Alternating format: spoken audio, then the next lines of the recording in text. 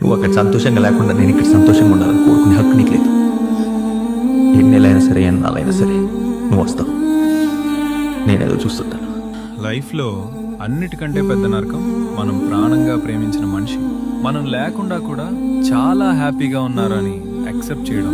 మనం ఇంకా ఆ పాత మెమరీస్లో స్టక్ అయ్యి వాళ్ళు కూడా మన కోసమే ఏడుస్తున్నారేమో అని ఒక ఫేక్ ఇల్యూజన్లో బ్రతుకుతుంటాం.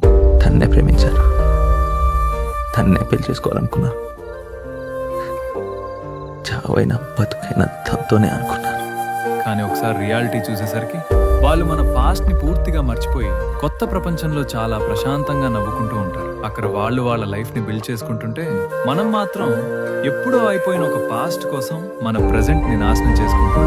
వాళ్ళు లేకుండా నువ్వు బ్రతకలేవనేది ఎంత నిజమో, నువ్వు లేకుండా వాళ్ళు చాలా హ్యాపీగా ఉన్నారనేది కూడా అంతే నిజం. ఇక్కడికి రాకముందు నా లైఫ్ అయిపోయింది అనుకున్నాను సార్. అది వెతుకుంటే నేను ఇక్కడికి వచ్చాను. కానీ ఇక్కడికి వచ్చి పల్లవి ఎవరిని చూసిన తర్వాత అర్థమైంది, మన లైఫ్ ఎప్పుడు మనతోనే ఉంటుంది సార్. దాన్ని ఎక్కడెక్కడో ఎదుక్కోక్కర్లేదు.